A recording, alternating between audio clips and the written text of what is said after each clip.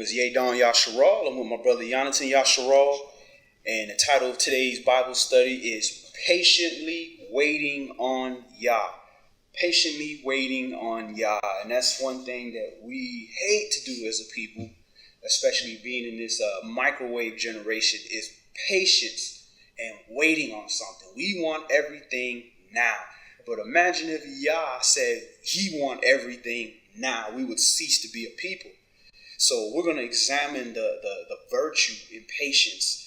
We're going to examine the understanding of waiting for Yah to show his will and waiting on for him to fulfill his promises and the benefits of that. So we're going to open up first in Psalms chapter 25. Psalms chapter 25, Tehillim chapter 25. And we're going to start that at verse 1.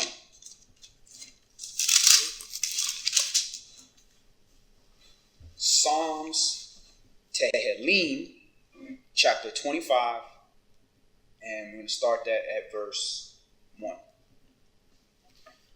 Unto you, O Yahweh, do I lift up my soul. O my Elohim, I trust in you. Let me not be ashamed. Let not my enemies triumph over me. Yea, let none that wait on you be ashamed. Let them be ashamed which transgress without cause. All right, so does that mean that you're not going to have shame? You're not going to be shamed in your walk at some point? That's not what that means. What that means is in the end, don't allow you to be the one ashamed at your actions. Allow them to be ashamed when they realize they're the ones that are transgressing. Because it says also, Yah is going to vindicate those that, double for your shame. He's going to give you double for your shame because you had to bear the reproach of Yah's name when you try to walk in righteousness, when that's not the end thing to do. Go ahead, brother. Show me your path. Show me your ways, O Yahweh. Teach me your paths. Lead me in your truth and teach me, for you are the Elohim of my salvation. On you do I wait all the day. Now, can we say that that's what we're looking for? Are we asking for that? Or are we looking in the word to justify our actions? And there's a difference. In the beginning, there's a immaturity amongst us where we get in there and we try to see, how can we justify what we're doing? Well, we already know, and the Spirit is telling us this is not right. Society is telling us this is not right. But we're looking like, I don't want to change that. So let me get it. You see, you can do this.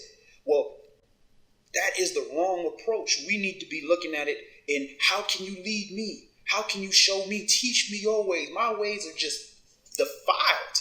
Show me what it is that I need to do because I'm waiting on you. Go ahead. Lead me in your truth and teach me, for you are the Elohim of my salvation. On you do I wait all the day.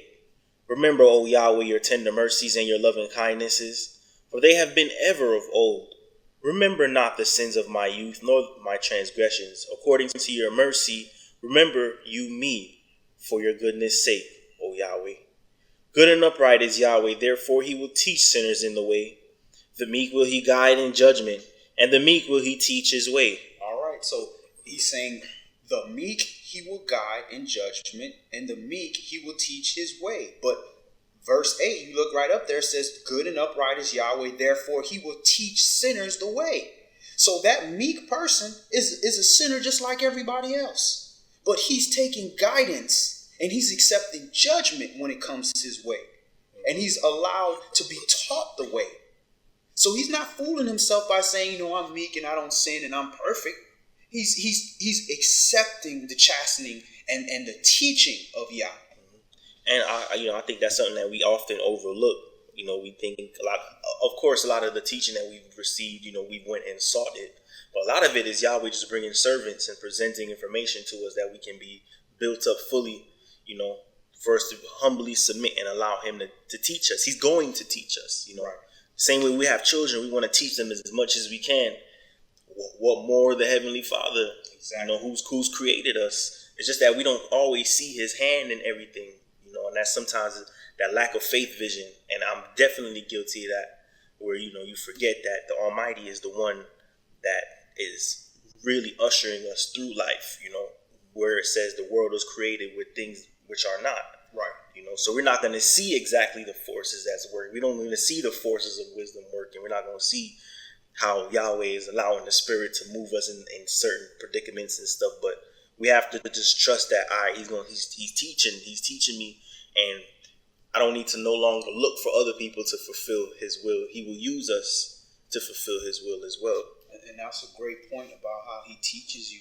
We may not see and understand the lesson that he's trying to teach us, but when we are going through our affliction and when he's dealing with us, we can't continue being the little child that gets punished and say, I hate you, daddy, you hate me, you just beating me for no reason. No, you done did something. Mm-hmm. So you need to sit and think, what is it that you're doing? Or what is it that you need to continue doing so you don't continue getting the affliction that you're getting? And when you understand that, like what we read in on Shabbat, your father will punish you for, off the pleasure of his own flesh for the things that you did wrong. But the Heavenly Father, he's doing it 100% for your benefit. And it can benefit you if you allow yourself to be taught. But you have to wait on Yah for him to allow you to see what it is he's trying to teach you. You brought up a great point too, because he's the creator of everything. He's on the greater scale of all knowledge and wisdom in all the universe. Mm-hmm. We are on the bottom of the totem. We are and so even the language that we speak is on the lower end of mm-hmm. linguistics. You feel me? Right. We don't even speak properly. Babble. Mm-hmm. So Yahweh is trying to speak to us in a language we don't really understand properly, especially with the language of life itself. Mm-hmm. If we just look back on life and see how things worked out, we'll understand what's being told to us. Even though in that present moment when we were going through something, we didn't really understand what was going on. We didn't speak that language. Right. And even as we're going through life, Yahweh does some things and we're like, I don't understand this language. But sometimes we look at Hebrew and we're like, I don't know what that letter is. But we just have to say, how are we going to know? How is the Almighty going to teach us what he wants us to know? We have to learn his language properly. And we just have to sit and be obedient like any child in school. His language, righteousness. Yeah. Go ahead, brother. Verse 7. Remember not the sins of my... verse 9. The meek will he guide in judgment, and the meek will he teach his way. All the paths of Yahweh are mercy and truth, unto such as keep his covenant and his testimonies. So all the paths, so in every direction you go of Yahweh's direction are mercy and truth. And it's to such that keep his covenant and his testimonies, those that keep their promise, that keep the truth. Go ahead. For your name's sake, O Yahweh, pardon my iniquity, for it is great. And that's an intelligent way to pray. For your name's sake, because we nothing. We're like blades of grass. But for his name's sake, you're calling him to his covenant. You're acknowledging his righteousness. Go ahead. Verse 12. What man is he that fears Yahweh? Him shall he teach in the way that he shall choose. His soul shall dwell at ease, and his seed shall inherit the earth. The secret of Yahweh is with them that fear him, and he will show them his covenant. Now, his soul shall dwell at ease, and his seed shall inherit the earth. Well, every seed that comes out of fruit does not end up in good soil that grows and stays rooted and stays in the earth. But a good seed will dwell in that earth and will blossom and create more life. So with us, it's the same thing. If we be obedient and we fear Yah, then our seed will dwell in the earth. The seed of the fruit of our loom. Go ahead. Verse 15. Or that's verse 15, correct? Or verse 14? 14. Or 14. The secret of Yahweh is with them that fear him, and he will show them his covenant. That's why I didn't want to skip it, because verse 14 is a deep one. And that's one that has always stuck with me, that, those who don't do what Yahweh says, he keeps them out on the outer courts. But if you submit and do your best and seek him with all your heart, mind, soul, like the scriptures say, he starts letting you into the inner courts. Mm-hmm. And then, like 14 says, and the secret of Yahweh is going to be with you. Right. And the stuff you say is gonna be the foreign language to other folks. Right. So you gonna keep y'all secret because he's like, yo, they don't speak that language. Even if you try to tell them, they're not gonna understand. They have no ears to hear, exactly. And eyes to see. And he says he will show them his covenant. He will show. You see, I promised you. Didn't I tell you? Didn't I tell you? I showed you this secret. You understand the secret. You got the success already. All you have to do is endure. Get up when you fall and endure. Lord, yeah. You know, I think there's I don't know if it's Torah or if it's Apocrypha, where it's like, you know, don't be. I think it's in here. Don't be ashamed when you're brought down to low estate. Is that here? You know, knowing that. I mean, that precept is obviously in here, but the exact scripture doesn't. Really okay, I'm gonna have to look, but it's like, you know, don't be. It's saying don't be ashamed when you're brought to low estate, because such is the fate of all men. You know, he the kings he brings down low. That's Job. I think I literally just read that in Job. And then and the poor he exalts, and he will return men back into their highest state. Something to that extent. But like, don't think, you know, when you on top, like that's going to be it. Like, just like Ecclesiastes may even say, you know, think a wise man dwells in the house of mourning. You going to the same place. You're going straight to the grave. And I think I was reading that for the same class. I want to say it was Job 40 something. I can't remember, but I remember literally reading that today. Yeah, you know, don't get caught up. You on the pearly white horse, and then you think, all right, this is life. Let me just do my best to secure this. It might not be Yah's will. It might. Y'all said too. Yahweh give it to Yahweh, take it away. Like, so when you're making a sharp sword, if you ever see how samurai, they heat that thing up so hot to the point where you take it out, it still could glow for about a good hour. But imagine it's that hot. All of a sudden, this cold bath. It won't harden. He was just at that highest state, though. But it wasn't Yah's will for his servant to only be there. In order for him to be hardened and to be used for that, whatever job he has, it depends on the type of affliction you put that sword through, that it just has to endure. And then, guess what? After you done took it out that hot furnace and then dipped it in the iciest cold water, you take it, you slam it on the table, and you get a mallet and you start beating it. Oh my God. I'm just glad that Yahweh has mercy on us. Maybe we don't know that's exactly what's happening to us, but for the time being, maybe there's no times in between where there's a lot of his grace is there, where it's not always being formed every time, where there's no break. You know, because it could be like that. Into that too. You can't just take that sword out of the heat and just leave it there forever. Yeah. You know, come back a year later, be like, all right, put it in the water, in the cold. Yeah, that's true. Everything is timing, and it's his timing. Yeah. So you have to wait on him for him to show you his timing. Glory to Yah. Praise Yah. Verse 15. My eyes are ever toward Yahweh, for he shall pluck my feet out of the net. Turn you unto me, and have mercy upon me, for I am desolate and afflicted. The troubles of my heart are enlarged. Oh, bring you me out of my distress. Look upon my affliction and my pain, and forgive all my sins. Consider my enemies, for they are many, and they hate me with a cruel hatred. And notice how Dawid is tying in his affliction with his sins. Mm-hmm. He's asking for forgiveness for his sins, and he's acknowledging his afflictions. Mm-hmm. So he understands what's going on. He's not sitting here thinking like, man, the world just hates me. Everything is just woe is me. He's acknowledging, look, man, I know you need to clean me up from whatever the things that I can't clean myself up, so that you can remove these afflictions. You're not just allowing this on me for no reason. This is to better me, even if it's not the primary purpose, it's because I'm wicked or something. But he's trying to shape me. Go ahead. And that's a good point right there too.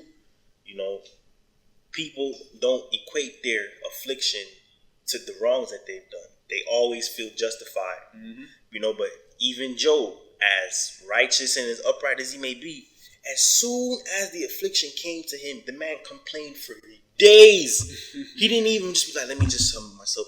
The man complained for days, and he didn't even know that thorn was in his flesh until a thorn was put in his flesh. And everything came out of him like, you had this much contempt for Yah? I didn't even know this whole... And he, even in his complaint, he sounded almost like the brother that dwelled in the house for the prodigal son, the one that was in the house the whole time. As soon as some type of affliction happened, there was complaints for days. But he didn't charge Elohim foolishly. He didn't say, well, Yah, it's your fault. He complained about the situation. He didn't curse Yah and Yah can deal with that. We kids, what you expect? You spank your little child. The child not finna sit there and look at you. Child, how could you? The child gonna cry. But there's a difference between a child that cry and a child that, I hate you, and knocking over stuff and being disobedient.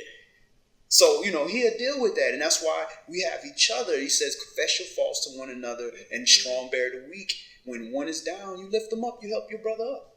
Yeah. The righteous man falls 7 times. Yep. Consider my enemies, for they are many, and they that hate me with a cruel hatred.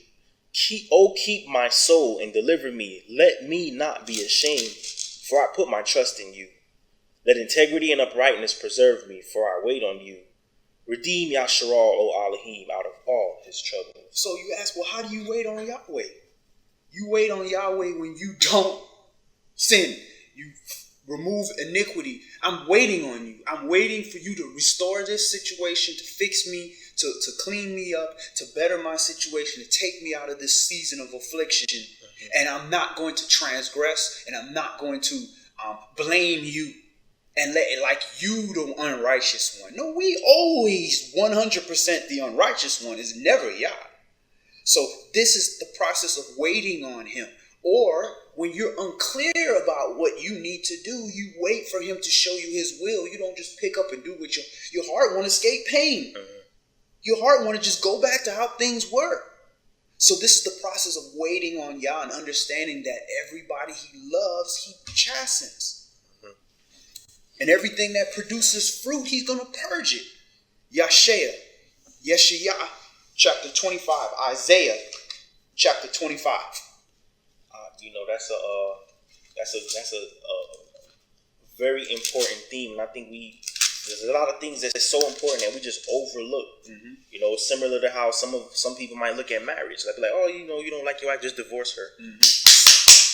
This is marriage. You better fight to the finish until you can't. Exactly. How did he deal with us? Now imagine if he divorced Israel forever. For real, there's people that they divorced in like 3 months. Like, did you even try?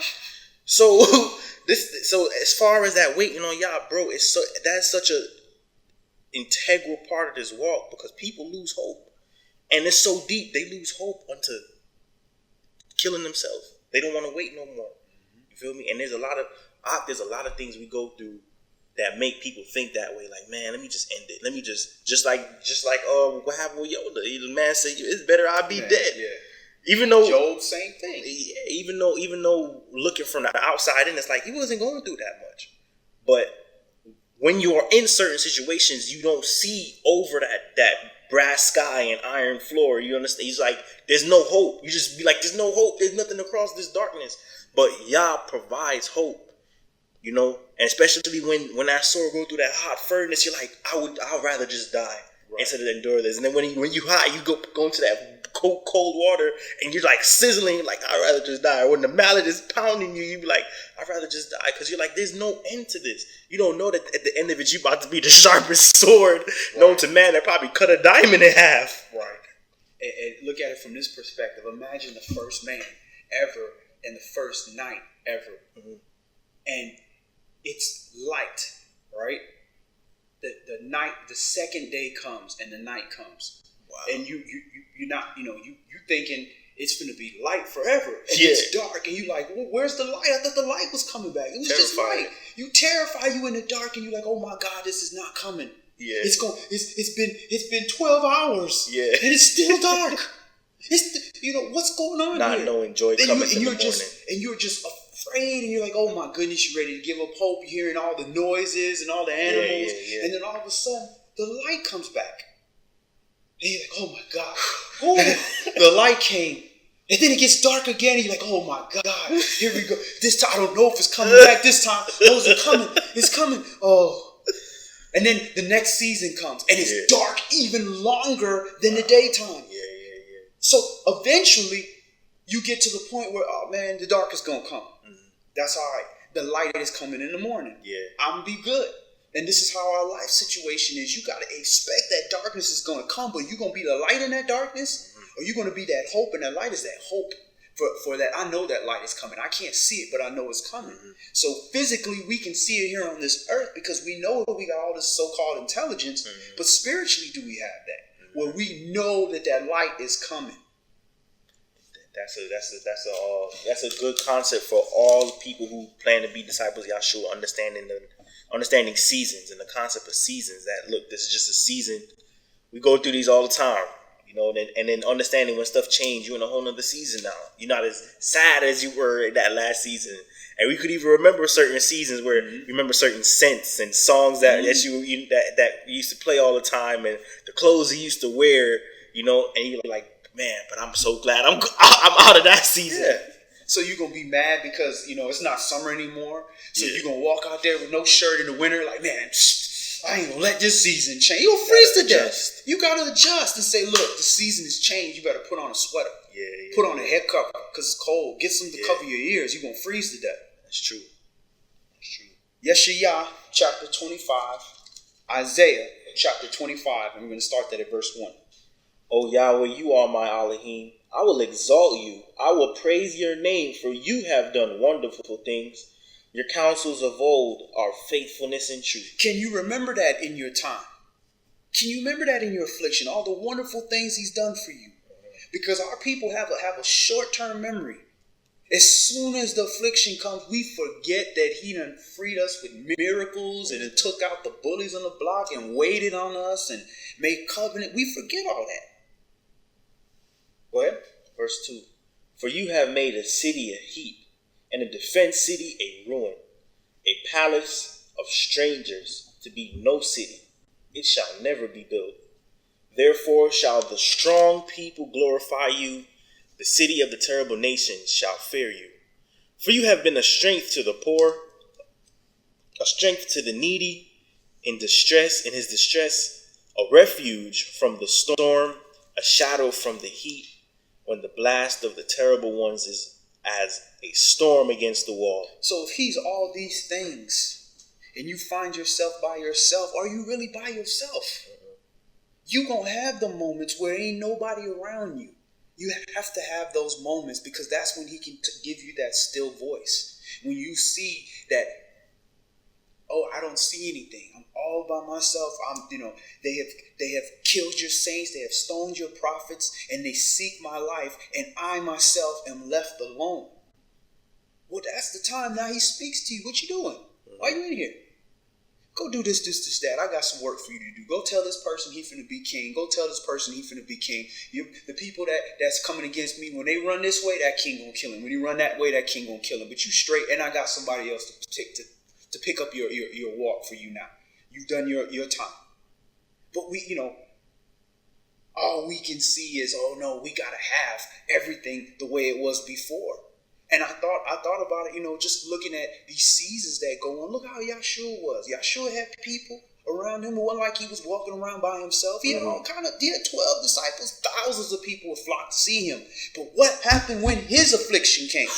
Where was everybody? Boy. The dude that said, man, Yahshua, I would die for you. Whoa. I swear I don't know that nigga. I ain't never seen that nigga in my life. I told you I don't know that nigga. And that was his rock. You know what I'm saying? So if we are part of his body, you gonna face that because he has to see what are you gonna do when your back is against the wall, ain't nobody there. Who is really your strength? The people around you or him? Who's really covering your head? That roof or him?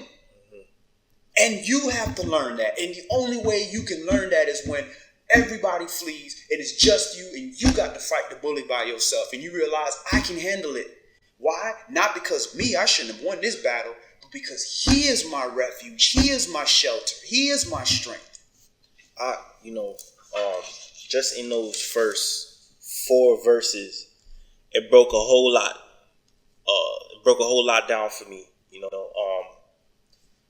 When Yahshua said, be wise be harmless as doves. Be wise as serpents, as harmless as doves. Right? And then he says, be careful of men, because they shall deliver you up to their councils and scourge you in their synagogue and stuff like that. He's calling for us to go beyond what everyone has been doing as far as his word is concerned. Everyone just kind of, that's just my prosperity. When we have it, he wants us to have it like a sword. Right. And he wants us to learn the subtlety of the serpent. He said it, be wise as a serpent, but harmless as a dove. I'm sending you into this wicked kingdom. That's what he said. He's pretty much told you, these people will kill you. He said, I'm sending you amongst wolves. Use your subtlety. Not everyone has to know that you know what you know. Right. You feel me? Right. Not everyone has to know that you're as strong as you are. Sometimes you got to play dead. Mm-hmm. Sometimes you have to play dead. Mm-hmm. Sometimes you have to look as though count you out. Yeah. Sometimes you got to look as though, man, that guy he's done. He's out for the count. There's no way he's coming back from that. Because guess what? Sometimes you got a far journey to go. They don't pick you up until they want to bury you and carry you all the way out to that grave site. Before they wouldn't even take you around the corner. So you mean I had to be dead? Right. I had to be dead for y'all to go the 2 miles I've been asking you to go? Yeah, you mean to tell me I had to be dead for y'all to take me 10 miles when I only asked you to go 1? Right. You mean you exceed my expectation? But guess what? You don't know that they'll do that for you until you die. Mm-hmm. You feel me? Mm-hmm. You don't know that they're gonna go that extent until you actually be like, forget it, I'm done. You're not really dead. You're just tired. And then you realize they going all this extra mile. Yeah, we got him now, boys. We about to take his head. And you wake up at just an opportune moment. But they realize that, hold on, he was supposed to be dead after that. What is he still doing alive? That alone will shock them. Be like, oh, snap. Right. You understand? That reminds me of when they had, what was it? Was it Kepha? Kepha was in jail, and they, it's done. He's a done deal. Throw him away and lock up the key under the king's jail or something like that. Then all of a sudden they see him. What's happening? What's going on? Shalom, brothers. He's like, how this brother got out? and the guards is like, yo, I swear he was locked up in there. In Jamaicans, we got a whole lot of music about that overcoming. Like just now, the Bob Marley. Them I go tired to see me face. Mm-hmm. Can't get me out of the race. They can't. And you gotta put mine. Yeah, I'm the small axe with them tall gun. Yeah, the bottle. But we not run. Nah, you can't get us out the race. And if you really about this word, you have to come. Yeah, you have to endure everything, hell or high water. Because at the end of the day, no one else was upholding it the way you were. So when they see you, they immediately think that's that word. Let me see. That's why you don't get the help that you thought you would have had you been wicked or so. You're just like them. They embrace you. But then you're like, nah, it's Yahweh's word. They're like, what? They don't got no strength. And they see you going through all this stuff like, yeah, that's that Yahweh word. And then you actually come out refined, and then you be like, it shuts up the scoffer and the naysayers, So that's why in our prayers, like, yeah, for your name's sake, I've been upholding your word. Mm-hmm. Do this for your name's sake. I've reached my limit. Sometimes you want to know, is the sword hot? Is it red hot now? Can it endure anymore? Like, I really can't. Exactly. He's like, all right, here's the cold water. Yeah. Pull it up. Verse 5. You shall bring down the noise of strangers as the heat in a dry place, even the heat with the shadow of a cloud. The branch of the terrible ones shall be brought low. And in this mountain shall Yahweh of hosts make unto all people a feast of fat things, a feast of wines on the lees, of fat things full of marrow, of wines on the lees, well refined. And he will destroy in this mountain the face of the covering cast over all people, and the veil that is spread over all nations. He will swallow up death in victory. And my sovereign Yahweh will wipe away tears from off all faces, and the rebuke of his people shall he take away from off all the earth, for Yahweh has spoken it. And it shall be said in that day, lo, this is our Elohim. We have waited for him, and he will save us. This is Yahweh. We have waited for him. We will be glad and rejoice in his salvation. But how you going to say that if you don't know him? If you didn't take the time to be his people, to learn what makes you him, to learn how to separate yourself, how to become that peculiar people. How are you going to do that? And how are you waiting on him if you doing exactly what you want to do? You're doing exactly the things that are beneficial in this world, versus the things that are beneficial in his world, in his place. Those that wait on him are those that say, I'm going to do righteousness and I'm going to wait for that seed for me to reap what I sow. Go ahead. Verse 9. Verse 10. For in this mountain shall the hand of Yahweh rest, and Moab shall be trodden down under him, even as straw is trodden down for the dunghill. And he shall spread forth his hands in the midst of them, as he that swims spread forth his hands to swim. And he shall bring down their pride together with the spoils of their hands. And the fortress of the height fort of your walls shall he bring down, lay low, and bring to the ground, even to the dust. All right, let's go into Lamentations chapter 3. Now, is Lamentations Jeremiah? No, Lamentation. Oh, is it Jeremiah? Yeah. I think that's. I was going to say Shlomo. One of them prophets was in captivity. No, it is Jeremiah. Okay. It is. It's Jeremiah. He was just going through it like, yeah, man, we saw this. It's Jeremiah, and he had, he's like, yo, I'm just a kid. What do you do? Look, Goldie, don't worry about their faces now. Yeah. You go do it too. And he had to watch the fall. He had to be there. He's like, yo. And can you imagine you are sent to save a people, but at the same time, you are being told they're going to be destroyed. Like, how do you give somebody a job? Like, you're a doctor, you're going to go over there, you're going to try to heal these people, but they're going to die. They're going to die. But yeah, your people you love, your family, yeah, they're going to die. But go there. Go talk to them. Aki, I don't know, I don't know if this is the right mindset to have, but Yahshua said, he that loves mother or father more than me is not worthy of me. He told you, this word, him, is going to separate mother from father, brother from sister, husband versus wife, all that. Because there's going to be a fine line. They not your family at that time if they are not of the same spirit of you. You're not equally yoked. See, that's what equally yoked is. Equally yoked means, see, people take equally yoked as, we like the same things. We both like football. We both like to, watch soap operas or whatever. That's not equally. Equally yoked is we both serve Yahweh. Yeah. Or we both serve the adversary, the devil. Y'all equally yoked. And these relationships will go right on, too. That's equally yoked. But see, people too much in that romanticism crap. Now, you're supposed to have romance, and for lack of a better word, yeah, you can go into Songs of Solomon, you get all that in there. It's there. But that's not the priority. The priority is to be a righteous unit. Yes. And there's going to be that boot camp time where it's be like, yo, we're going to have to get this together. Lamentations chapter 3. And you know what? I don't even know the Hebrew name for Lamentations. I'd have to look that up. We read that so seldomly. I don't even remember. Probably got something to do with mourning. But if we have to work out our own salvation with fear and trembling, understanding, like you said, if they don't carry that same spirit, they're not your family. They're not. You don't pity them at that moment. Because you realize how hard it is and how straight and narrow this road is. Sometimes you're the only one that could fit through. So if you go in holding somebody's hand trying to go next to you, it'll be too narrow for them. You have to know when it's time to just let go for this season because the path is a little narrow right here. Right. So even you had to turn sideways. Lamentations in Hebrew is Eko. E-Y-K-O-H. Meaning how bad this is. That's the first thing. How did this happen? How? Eka.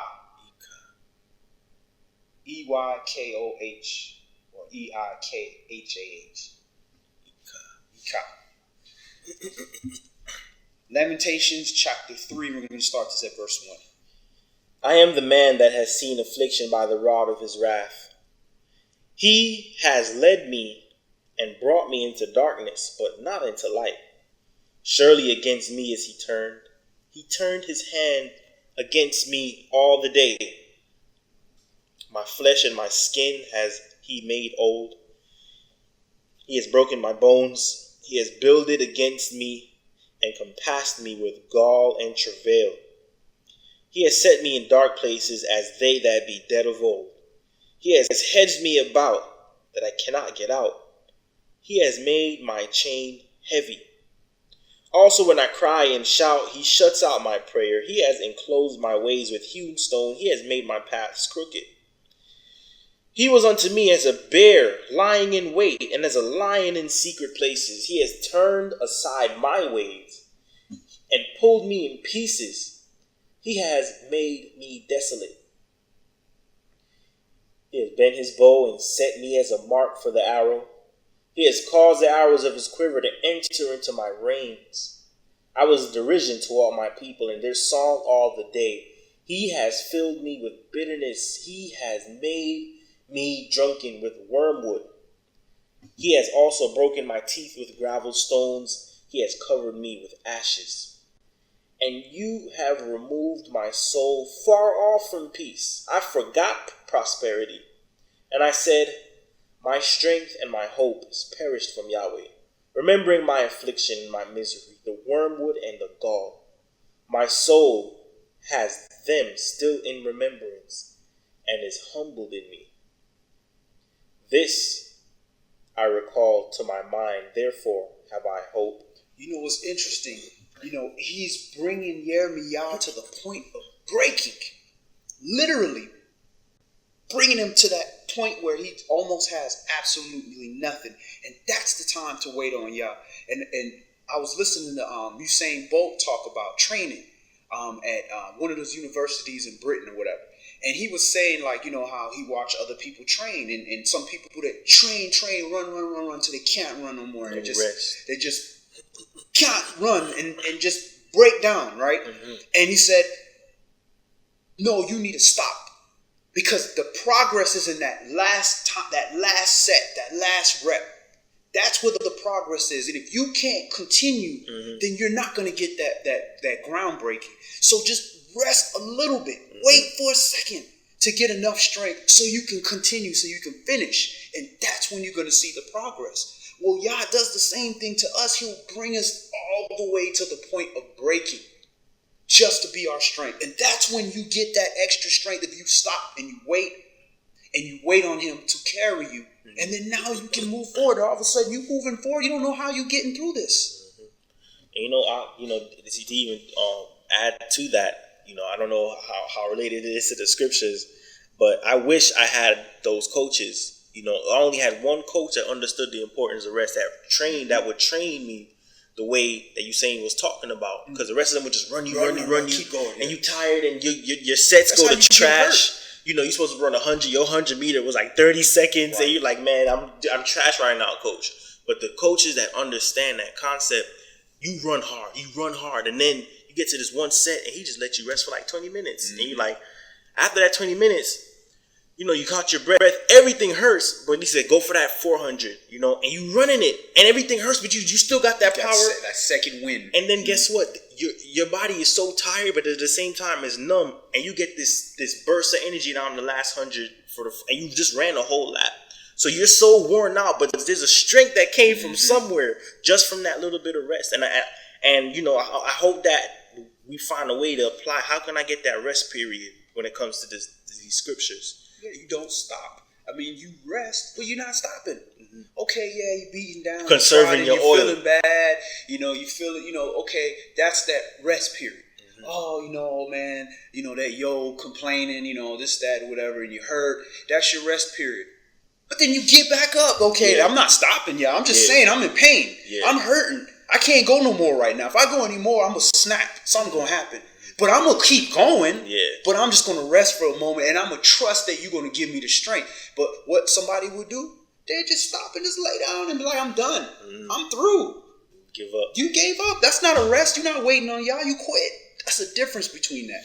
And with y'all, gives that anointing oil. And like that term we like to use, running out of oil. We never necessarily are fully out, But once you know you're running out, you kind of just get sparing with it. There might be a period where you're like, I really cannot invest into this person right now because I myself do not have the oil.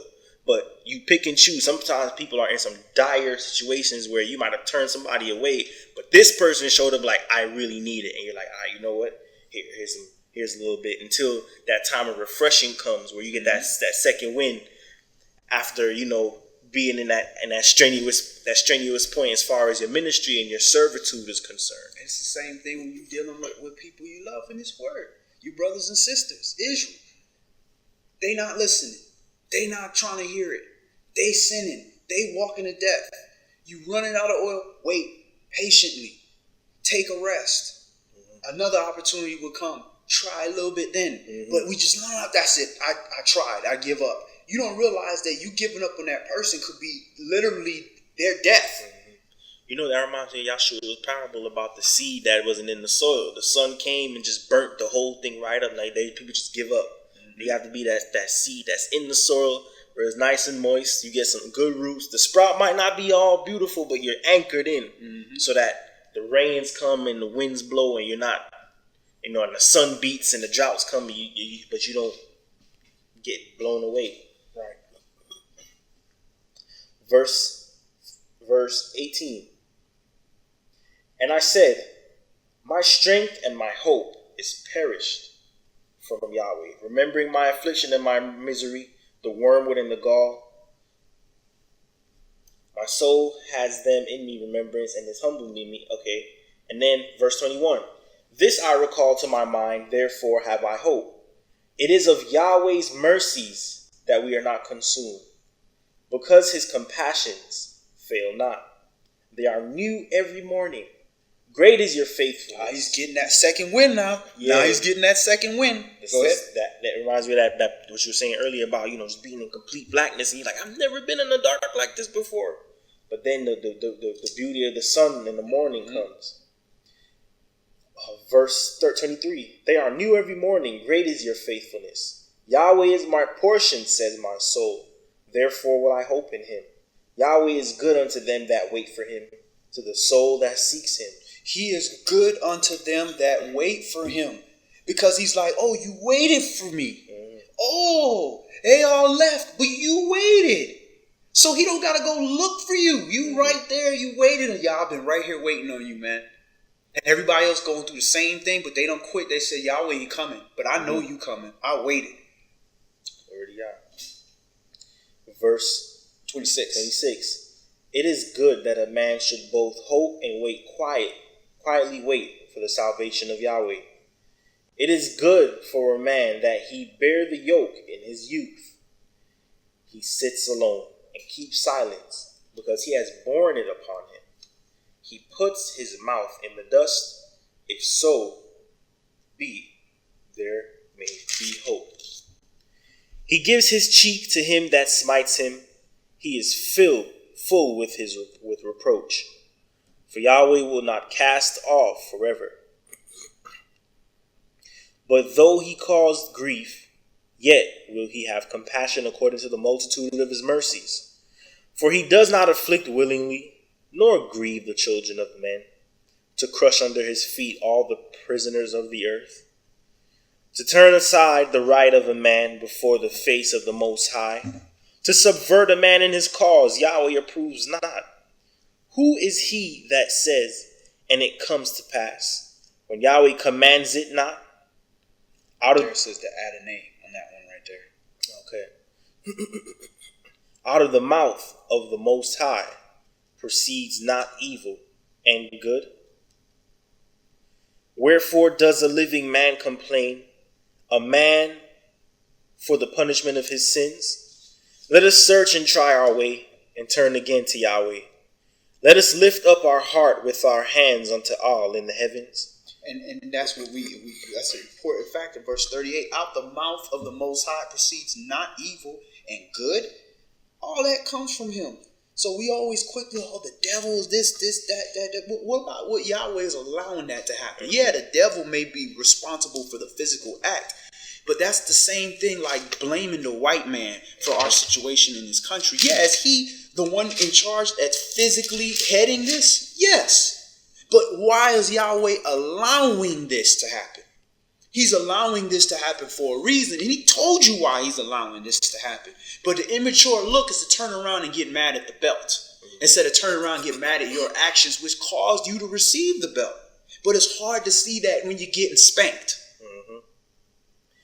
And brother, that word evil there is ra, for anyone that might want to know. And it means adversity, calamity, affliction, bad, distress, displeasure, grief, harm, hurtful, things of that nature. Right. The name of their sun god, Ra.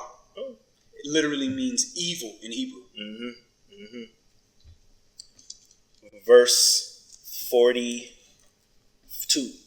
We have transgressed and have rebelled. You have not pardoned. You have covered with anger and persecuted us. You have slain and you have not pitied. You have covered yourself with a cloud that our prayers should not pass through. You have made us as the off-scourging and refuse in the midst of the people. All our enemies have opened their mouths against us. Fear and a snare has come upon us, desolation and destruction. My eye runs down with rivers of water for the destruction of the daughter of my people. My eye trickles down and cease not without any intermission. And how long ago was this? And this is still happening? 2,300 years ago. And this is still happening to us. Why? Because we still doing the same thing that's in this book. Transgressing and doing the ways of the heathen, doing the ways of the people around us, instead of us being the light. We join in the darkness. And when you come to think about it, the only reason why we still continue is because of the mercy of Yah. Because his covenant, that's it. And he wants to see whether these tares are wheat or tares or not, whether these sprouts are wheat or tares. So he's just enduring with the continuation of man until it's like, all right, time's up. When the angel puts one foot on the sea and one foot on the earth and says, this is done. When that seventh trumpet sounds, that's it. The promise of Yah shall come to pass. Well, look at it from this perspective, right? When it becomes such a drought that there's no more living water, that it comes to a point where your tears will actually be the water that will cause the seed to grow. That's the condition of our people now. It's that dry out there that your tears are going to have to be the water. But now what if you get angry because of the tears, and the tears is the one thing that's causing you to grow? Because the affliction, a humble and contrite spirit, a sacrifice you will not deny. Those are the sacrifices of Elohim. But you're not going to get that in happiness when everything is all good and you on top and you getting the Super Bowl ring. You're not humbling yourself. You're not thinking about Yah. You say it in public, thank God, but then go get into some wickedness. Yeah, just like Ecclesiastes, it says it's better to dwell in the house of mourning than the house of rejoicing and feasting, because it causes a man to consider his way. There's wisdom there. Verse 50. Till Yahweh look down and behold from heaven. My eye affects my heart because of all the daughters of my city. My enemies chased me sore like a bird without cause. They have cut off my life in the dungeon and cast a stone upon me. Waters flowed over my head. Then I said, I am cut off. I called upon your name, O Yahweh, out of the low dungeon. You have heard my voice. Hide not your ear at my breathing, at my cry. You draw near in the day that I called upon you. You said, fear not. O Yahweh, you have pleaded the causes of my soul. You have redeemed my life. O Yahweh, you have seen my wrong. Judge you my cause. You have seen all their vengeance and all their imaginations against me. You have heard their reproach, O Yahweh, and all their imaginations against me. The lips of those that rise up against me, their device against me all the day. Aki, this definitely was Jeremiah. This was the time they were trying to, they put him in the dungeon. It's Jeremiah. They were talking about him behind his back and stuff, and then like setting him up, like let's lock him up, put him in jail. And y'all revealed it to him that they were plotting on him. He was like, "What? I'm doing this for your good." Verse 50, verse 60. We're at what? 61. 62. the lips of those that rose up against me and their device against me all the day. Behold, they're sitting down and they're rising up. I am their music. Render unto them a recompense, O Yahweh, according to the work of their hands. Give them sorrow of heart. Give them sorrow of heart, your curse unto them. Persecute and destroy them in anger from under the heavens of Yahweh. All right, let's go to Micah chapter 7. Or Micah chapter 7.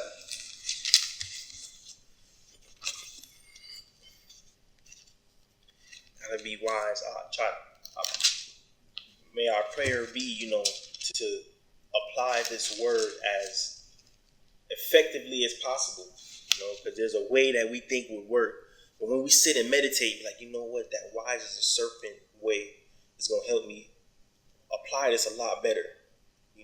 It's okay that when you sit and you realize why Yahshua said that, the serpent don't got no legs.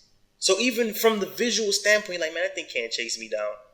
So you're like, what? Yeah. And not even that. What if the snake hungry? It's time to eat.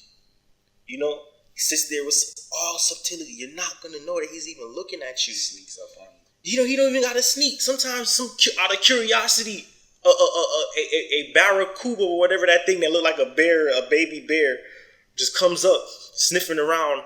And then he not sure if the snake alive or not. He actually want to bite and something to eat. And that anaconda just wham! You didn't even know that explosion could have came out of it. And as it's latching, the tail is coming on to coil around it and just squeeze the life right out of it. So there's that subtlety of the serpent that we need to acquire, that Yahshua told us to. But there's the harmlessness of the dove that we need. You can't leave out the harmless exactly. part. You're not trying to hurt people. You ain't trying to hurt nobody. You're just trying to get into the position to help them. To help, exactly. So sometimes that subtlety, Sometimes that subtlety is necessary to work your way into a position to actually help someone. Because if they knew your nature, your initial nature, they wouldn't have let you in. Right. But if they knew your affirmative stance, especially when it comes to men, lately I've been realizing that men are not very accepting of other men to learn from them. Women take this word like nothing. They like hearing a man speak. They love it. But with me and my Isha, we realize that the women are always accepting. But when it comes time to minister to the men, as a man to minister to other men, women ministering to women, it's okay. It works. They mesh. Women ministering to men works. But men, when it's time for a man who has the insight to minister to another man, there's a lot of resistance there. It's not as easy as it was to minister to the woman. Because he's trying to judge whether or not, his pride. Exactly. Is he old enough? Is he wise enough? He's made enough money? Does he have enough followers? Is he? Because it's that competition of, reproducing and all that stuff. Almost like women and women, how they compete. For that competition. And it's that spirit of that competition and that one-up that we got to deal with it. Yeah, as men. So it makes it a little difficult, but that's ways of the world. You got to say, look, Yahweh, like, okay, you're going to learn. You're going to accept it now, because you're going to be so beaten down that you're like, what is it? What? Show me. I'm tired. And unfortunately, that's why he said, man, that's the sacrifice. When you so beaten down, now you ready to listen to Yah, and you ready to, know that Yah not finna come to you, like he did back in the day. He said, no, you're getting the sign of Jonas. These are the laws. You're gonna repent or you're not. So you're saying that wisdom, some of it is wisdom of the man, but some of it is allowing Yah to work on that man's heart to bring him into submission, or kind of soften him up. He has to. He has to learn on his own. Like I said, when he on top, he's not trying to hear it, because what he doing is working. Yeah, it's working. So he got to bring you down for your own good, for you to understand what you're doing is not working. So what is it that you're not doing? It may be something as small as like, maybe you tighten the cap too tight. Mm-hmm. Now you strip the screw. Just loosen it a little bit. It's tight and it's good, and you're good to go. Mm-hmm. But you're not gonna figure that out till water's spilling all over the place. Until it's mayhem, huh? Exactly. Micah chapter 7, and we're at verse 1. chapter 7 and verse 1. Yeah, I was just there. Turn the page too hard. Woe is me, for I am as when they have gathered the summer fruits, as the grape gleanings of the vintage. There is no cluster to eat. My soul desired the first ripe fruit. The good man is perished out of the earth, and there is none upright among men. They all lie in wait for blood. They hunt every man his brother with a net, that they may do evil with both hands earnestly. The prince asks, the judge asks for a reward, and the great man, he utters his mischievous desires, so they wrap it up. The best of them is as a briar. The most upright is sharper than a thorn hedge. The day of your watchman and your visitation comes. Now shall be their perplexity. Now, in understanding that day of your watchman, that's the day that trumpet is being blown. That's your day is coming. Yah's coming to visit you. And you just hope that your visitation ain't in front of that throne. It's too late then, bro. The whole world is going to be in confusion when I see it happening now. When they become so proud, like it says, one man gives the money for the bribe, the judge puts it in his pocket. Somebody's getting charged, somebody's getting let off. It's a cycle that we've got that the courts have gotten used to. They even have no low contender. Yeah, we know that you're guilty. Just give us a little money. You ain't got it. We won't put it on your record anymore. You don't got to admit you're not saying guilty. Maybe you're not guilty. We don't care. Just give us the money. Oh, it's going on your record. You just don't. Just you saying you guilty ain't going on your record. Exactly. So really, it's the same thing. They're just giving you an out. It's the smoke and mirrors. The blindfold. But the thing, though, is that they've gotten so complacent because no one has called them out on any of the wickedness. They've become a very strong oppressor, to where the one person is not strong enough to bring down a corrupt system like that. But what's going to happen is time is going to come where Yahweh going to call them out. But they didn't even know what they was doing was wrong anymore. Like, you mean I can't bribe anymore? You mean I'm not supposed to kill anymore? You mean I'm not allowed to take this wife and that wife from those 7 brothers and lie with their wives and have none for myself? Like, they've become so complacent in their wickedness that when the rebuke comes, it's straight confusion. They're like, what? I've been stealing my whole life. Why am I all of a sudden is it wrong? Why is the whole world falling? Why is Babylon falling? All of us were rich. Every ship and the merchants of the sea, we were rich. It's burning down. It's gonna happen where Yahweh ain't gonna let nobody get away with this folly anymore. And it's gonna be a lot of confusion to faces. Verse 4. Listen, says the best of them is as a briar.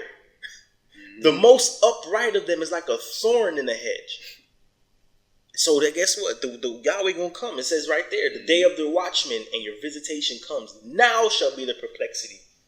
They're gonna be so confused. Right. All I can hear is Sizzler playing in my head. Babylon, get at my ride for the money, get your funny.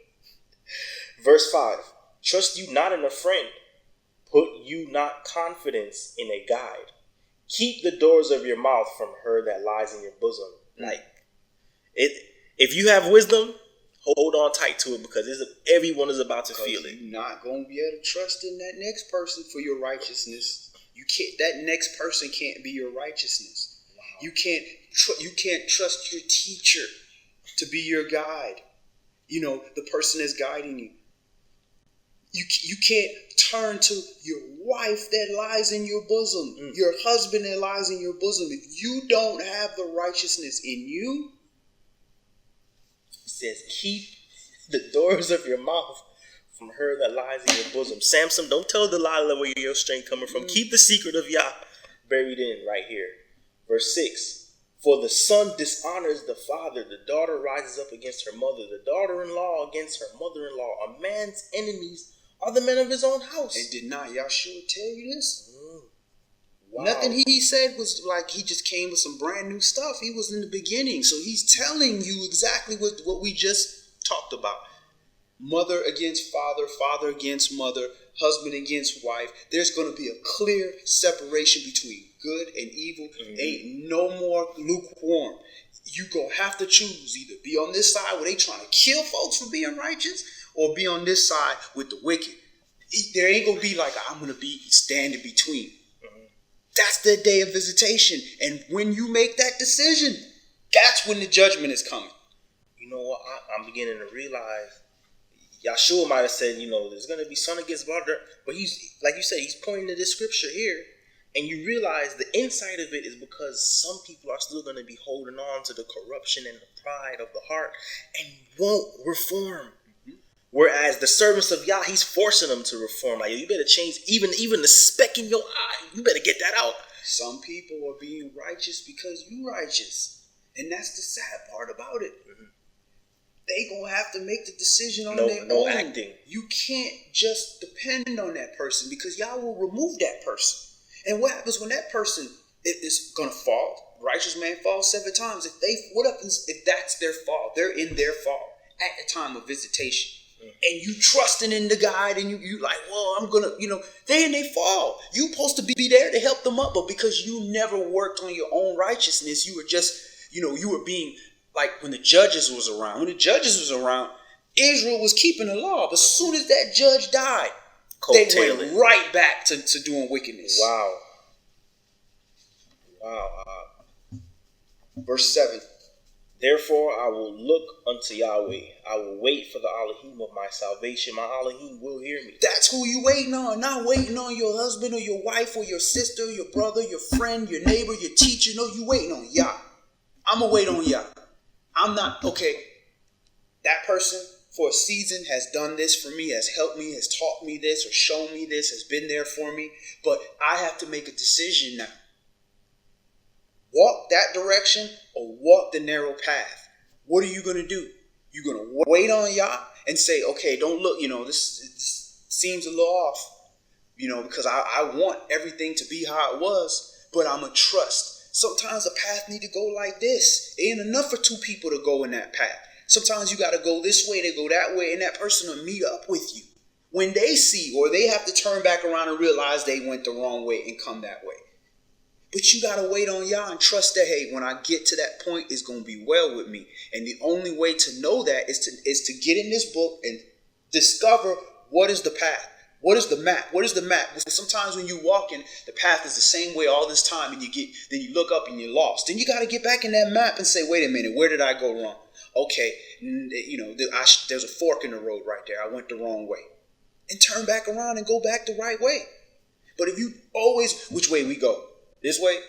That way? Verse 8. Rejoice not against me, O my enemy. When I fall, I shall arise. When I sit in darkness, Yahweh shall be a light unto me. And that's what they don't get. You get that if Yah is your hope and he's your salvation. But the world, they want to see you fall. They happy because they like, good. You see, he just like me. He gonna fall. He ain't gonna be able to do this. He ain't gonna be able to keep this righteousness. It was all fake. He's a phony. So I feel good about myself because, look at him. He's supposed to be a man of Yah, and look, everything is happening bad to him. But just like that, that joy comes in the morning. That light is coming. So you're waiting on Yah. You are patiently waiting. You are examining yourself, making sure your steps are right, checking your roadmap, making sure you're doing what you're supposed to do. And you will be vindicated. How you know you're going to be vindicated? Because you believe what Yah said. He told you you're not going to be ashamed. Verse 9. I will bear the indignation of Yahweh because I have sinned against him. Until he plead my cause and execute judgment for me, he will bring me forth to the light, and I shall behold his righteousness. Here we go again, because I have sinned against him. He's taking responsibility knowing that I ain't perfect. I might not be sinning right now, or maybe I don't fully understand what sin I'm doing right now. But I know that I am a sinner. But I also know that I'm walking in righteousness and he's going to plead my cause. He's not sitting there and saying, everybody's just against me because, I'm just good. No. Yahshua can say that. You can't say that. Verse 10. Then she that is my enemy shall see it, and shame shall cover her, which said unto me, where is Yahweh your Elohim? I ain't even gonna front, man. Sometimes the others are her biggest oppressor. And a lot of the time we'd be like, folks done did this, folks. It had been the other flesh that had been our highest oppressor. Yep. But I think it's the same. I think it's the same for them too. They'll save us. Yeah, because they saying like, they are already questioning. They're already shaky because Yah didn't come to them. He came to us. So they already shaky on that. And there's that balance. They were given an extra covering in us for a reason. So they ready to be like, you see, because we are always like, you need to fix this, you need to fix that, so they've been waiting for you to fall. So they be like, you see? But that's for you. But that also is that poking at you when they write about you. That is what the daughter of Yehuda will do for you and make you tighten up because I can't take this. Nah, I need to tighten up. Yeah. I can't be having this finger pointing at me like this. I can't deal with this. They be making sure because I'm gonna be a hypocrite. You be on point.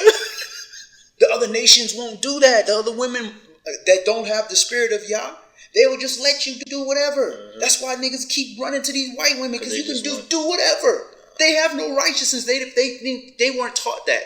And I'm talking about the ones that are not special vessels unto Yah, that were chosen by Yah. Women in Yasharal, they not always easiest, but they right for us. They gonna get us right. Just in their DNA, they're built for that. Yeah. The other nations weren't built for that. Now, just because your Isha is of Yasharal don't mean she is of Yasharal. You still got to have a virtuous woman, but at the end of the day, her body was built for that. Her spirit, her mind she was designed for that. Whether she walks, just because you got a car that go forward don't mean you're going to drive it forward. You might ride it up on two wheels and flip the car over. You ain't driving it right. Verse 10. Where is Yahweh your Elohim? My eyes shall behold her. Now shall she be trodden down as the mire of the streets. Was Jezebel around during the time of Jeremiah? That was a different prophet. So. Was it Samuel? Jeremiah was the prophet. So I think it was. I think it came right before him. I can't remember. It was a prophet. It was Elijah. I think it was one of them. It was Elijah. She wanted him dead. Yeah. She the one that killed him. Elijah was the one that was with Jezebel. But I was trying to remember who was the prophet right before Jeremiah. It might have been Isaiah. I can't remember. Go ahead. In the day that your walls are to be built, in the day shall the decree be far removed. In the day also he shall come even to you from Assyria, and from the fortified cities, and from the fortress, even to the river, and from the sea, and from the mountain to mountain. Notwithstanding, the land shall be desolate because of them that dwell therein, for the fruit of their doings. Feed your people with your rod, the flock of your heritage, which dwell solitarily in the wood, in the midst of Carmel. Let them feed in Bashan and Gilead as in the days of old. According to the days of your coming out of the land of Mitzrayim, I will show unto him marvelous things. The nations shall see and be confounded at all their might. They shall lay their hand upon their mouth, and their ears shall be deaf. They shall lick the dust like a serpent. They shall move out of their holes like worms of the earth. They shall be afraid of Yahweh your Elohim, and shall fear because of you. Who is all? Everyone going to be confused when he empowers his nation. Who is like all? Like unto you that pardons iniquity and passes by the transgression of the remnant of his heritage. He retains not his anger forever, because he delights in mercy. He will turn again. He will have compassion on us. He will subdue our iniquities and will cast all their sins into the depths of the sea. You will perform the truth to Jacob and the mercy to Abraham, which you have sworn unto our fathers from the days of old. All right. So let's look at a few Hebrew words in there. When it talks about waiting on the salvation of Yah, wait is Yahal, which is H3176. Yahal, spelled Yachal. And that's a primitive root to wait, by implication to be patient, Hope. Cause to have, make to hope, be pained. So being pained is part of waiting. Stay, tarry, trust, wait. And then to wait on the salvation of Yah, the word salvation is Yasha, H3468, which is very similar to Yesha, salvation of Yah, saved of Yah. Yesha, H3468, YESHA. And that's from H3467. Liberty, deliverance, prosperity, safety, salvation, and saving. So in understanding, in this waiting, there's patience and hope. You ain't waiting if you just deciding you ain't going to do nothing, but you don't have no cause. Sometimes not doing something is doing something.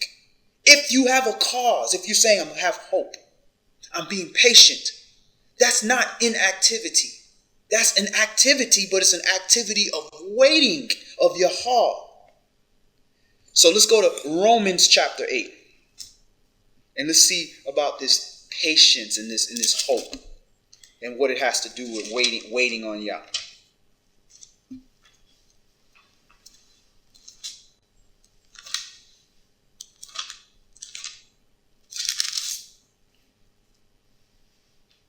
Romans chapter 8, and we're going to start this at verse 1. There is therefore now no condemnation to them which are in Mashiach Yeshua, who walk not after the flesh, but after the Spirit. For the law of the Spirit of life in Mashiach Yeshua has made me free from the law of sin and death. Okay, so what it made you free of? What he freed you of? The law of sin and death. He didn't make you free from the law where you ain't got to keep the commandments. That's the adversary, the devil, that made you free. You ain't got to keep the law. All he freed you from was the law of sin and death, which means when you sin, either the animal dies or you die. That's it. But people were cherry picking there, making, oh, well, he nailed the law to the cross. No, the laws pertaining to the ordinances of animal sacrifice. Meaning that innocent animal got to die because you done messed up. Because that didn't change your conscience. If it was changing our conscience, it would have been lawful to continue to do animal sacrifices. But we were dying in those sacrifices. Because we got rich and we increased in the earth. Well, we had 10 lambs lined up. And furthermore, now we bringing this deer to go sacrifice. We bringing an antelope and we sacrificing that instead of sacrificing what we're supposed to sacrifice. Verse 3. For what the law could not do, in that it was weak through the flesh, Yahweh sending his own Son in the likeness of sinful flesh, and for sin condemned sin in the flesh, that the righteousness of the law might be fulfilled in us, who walk not after the flesh, but after the Spirit. In other words, we didn't have to kill something for us to be sorry. We could be sorry in our heart when we realize the error in our ways, when we realize we transgressed, and have that same feeling of that same sacrifice of the humble and contrite spirit without having to kill an animal, without having to shed blood. We could get to that point. Without our blood having to be shed, we could get to that point. That's the people that walk after the Spirit and not after the flesh. The flesh contains the blood. You didn't need that. Go ahead. For they that are after the flesh do mind the things of the flesh, but they that are after the Spirit, the things of the Spirit. For to be carnally minded is death, but to be spiritually minded is life and peace. But the carnal mind is enmity, because the carnal mind is enmity against Elohim. For it is not subject to the law of Elohim, neither indeed can be. So you can't talk about the law with carnal people. It's spiritual. They just looking at carnal. So when you tell them keep the Sabbath day, they seeing a carnal law. What you mean I can't go out? I can do what I want to do. Let them because they carnal. They cannot be subject to the law. No matter how much you try, they cannot do it. And the carnal mind may be subject to the law for a time period when you're in lordship over them. But as soon as they free from that, they going right back to doing what they were doing before. Because they carnal. Now, we were all carnal. Every last one of us. So that should give you a little more mercy and patience and hope and understanding that, hey, we're all flesh. Ain't nobody here ain't nobody here a duppy just floating around here. We all flesh.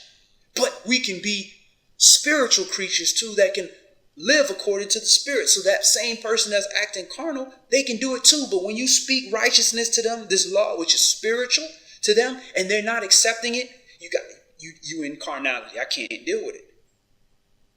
Go ahead. Verse 8. Verse 8.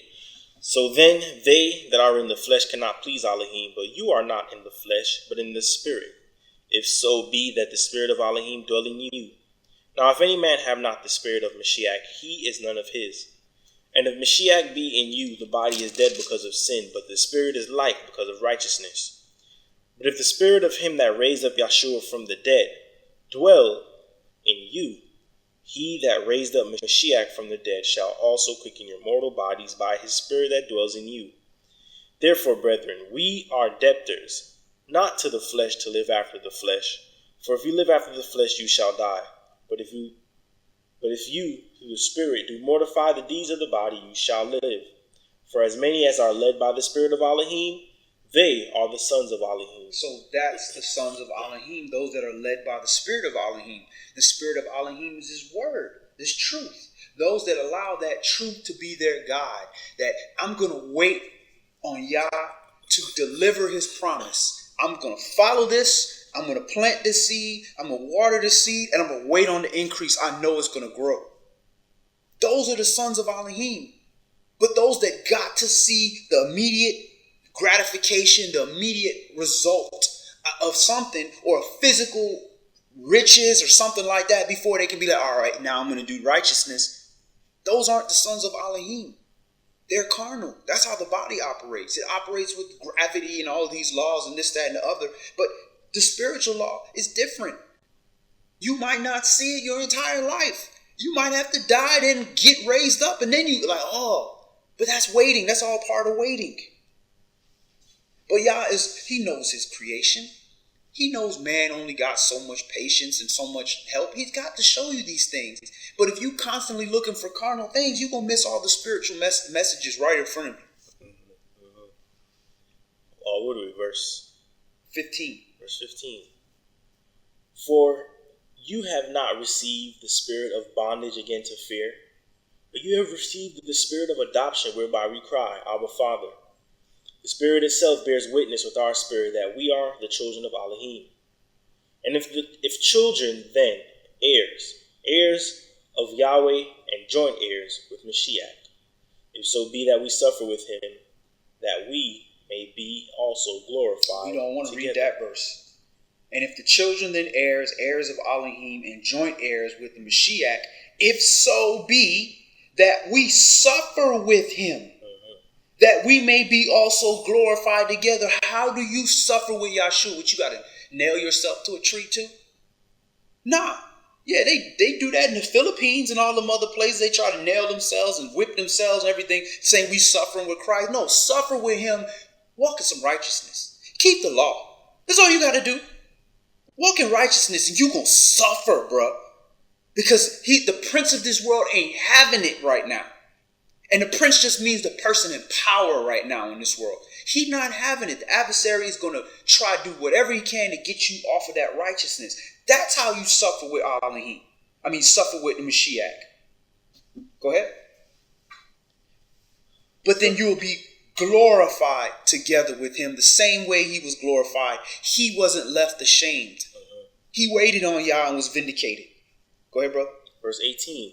For I reckon that the sufferings of this present time are not worthy to be compared with the glory which shall be revealed in us. For the earnest expectation of the creature waits for the manifestation of the sons of Elohim. Even the earth is waiting on us. The earth is like, man, when these wicked people gonna die? When can I just vomit out all these wicked people on the earth that's defiling my ground with this unholiness of their unholy bones? Man, when are the saints coming back so I can get my Shabbat? My on 7th year, I'm resting. Go ahead. Verse 20. For the creature was made subject to vanity, not willingly, but by reason of him who has subjected the same in hope. Because the creature itself also shall be delivered from the bondage of corruption into the glorious liberty of the children of Elohim.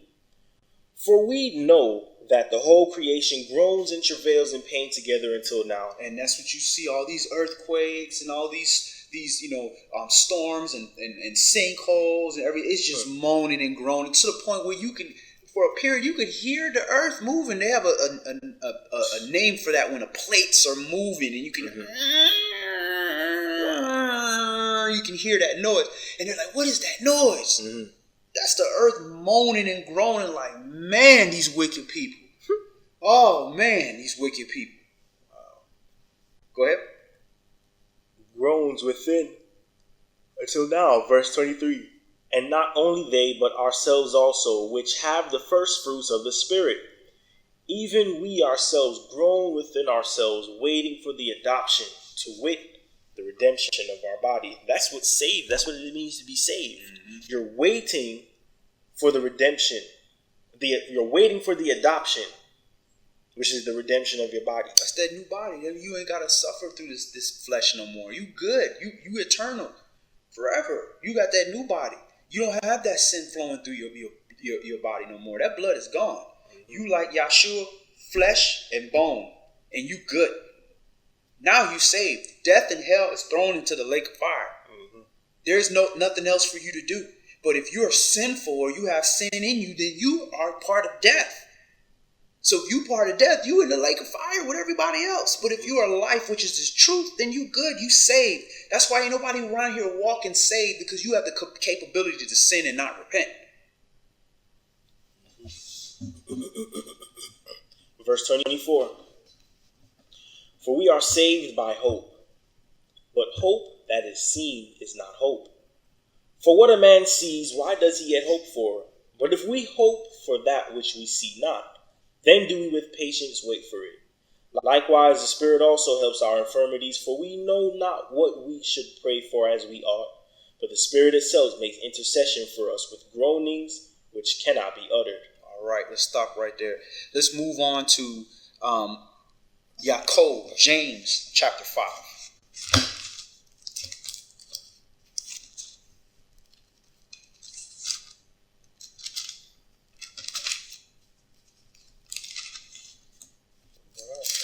It always comes down to that basic element. Fear Yah, keep his commandments.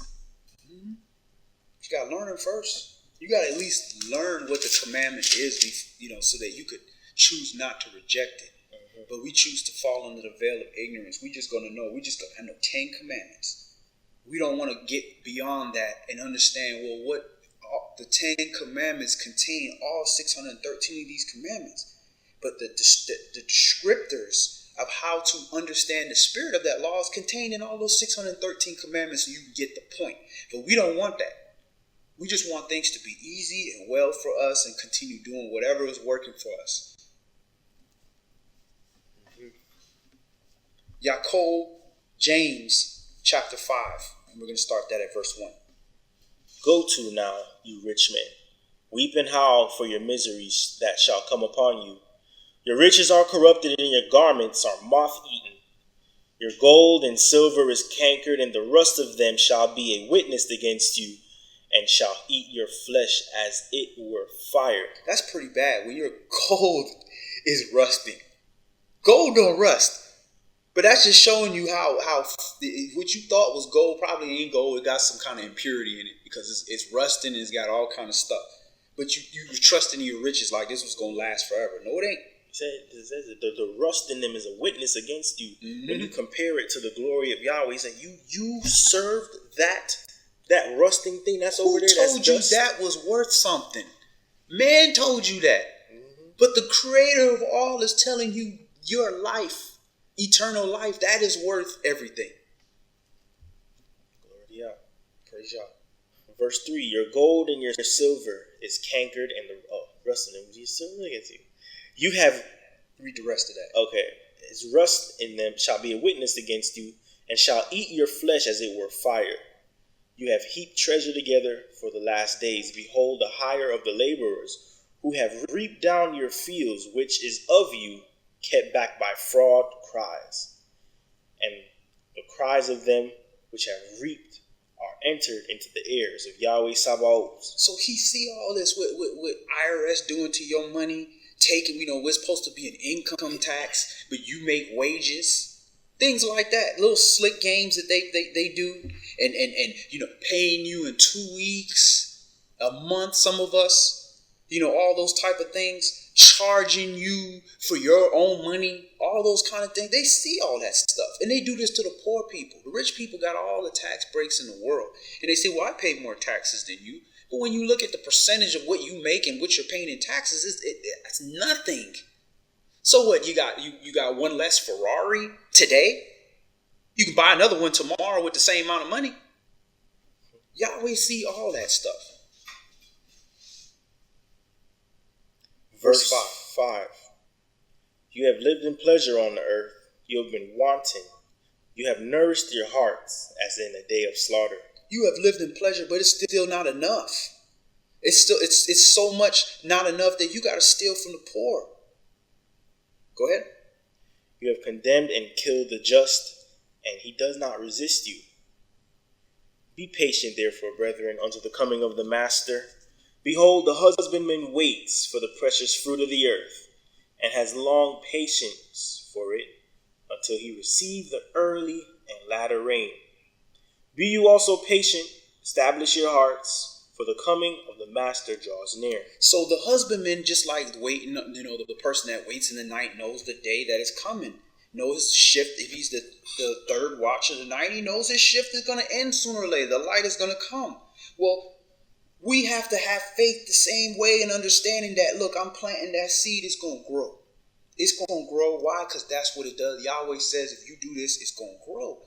But you're not going to necessarily see what's going on under that soil and all the, until it sprout up. But you got to be patient. The same way we waiting on the Adonai. Okay, man, I'm changing, y'all. I done gave up my life. I done killed myself. I done took up a new life. I'm reborn in the spirit.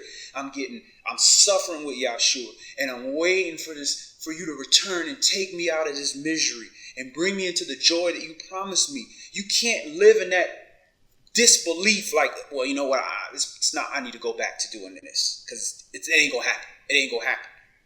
If you do that, you're not gonna be there for when the sprouts. Somebody else gonna go over there. Oh, look at this nice, garden, vineyard. Look at all this nice stuff that somebody planted over here. The people that have faith and wait and hope, they're the ones that's gonna reap all that benefit.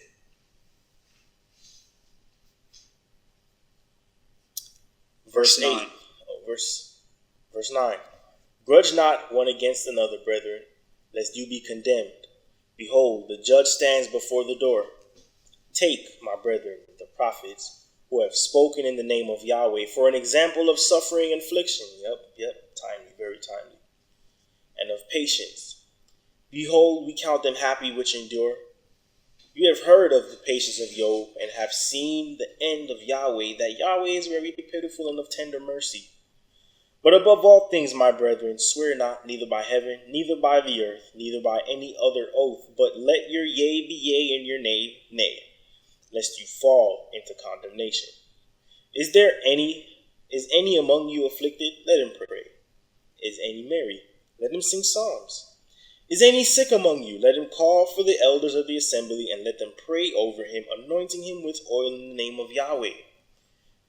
And the prayer of faith shall save the sick, and Yahweh shall raise him up, and if he have committed sins, they shall be forgiven him. Confess your faults one to another, and pray one for another, that you may be healed. The effectual, fervent prayer of a righteous man avails much. Elias was a man subject to like passions as we are, and he prayed earnestly that it might not rain, and it rained not on the earth by the space of 3 years and 6 months. And he prayed again, and heaven gave rain, and the earth brought forth her fruit. Brethren, if any of you do err from the truth, and one convert him, let him know that he which converts the sinner from the error of his way shall save a soul from death, and shall hide a multitude of sins. And a multitude of those sins may be your own sins. Because you went and did the work and you tried to convert another sinner. So you got a pardon and a pass for your sins. He's forgiven you. Okay, you didn't mean to do that. You fell, but you took the time to try to help somebody else not to fall. And if we all did that, we'd be covering each other. That's why it says confess your sins to one another. Because at the moment you're in, y'all may not be hearing you right now because you done found yourself filthy and you don't even know what you're filthy about. But the next man who's clean is praying for you and his prayer is being heard. And Yahweh says, you know what? The man who's praying for you, I'm not really dealing with him. But because he's praying for you, I'm going to hear him. I'm going to hear him. And then now that's counted for righteousness for him because he's praying for a saint. He helping somebody. And now the other person will pray for him. That's when Dawid said, all those people that were there for me, my prayer is with them when they fall. It's a perfect system, checks and balances. It's like having two legs. You move one side, you got the other leg to stand on. You get pushed the other side, you got the other leg to stand on. Let's hear the conclusion. Let's go to Lucas chapter 21.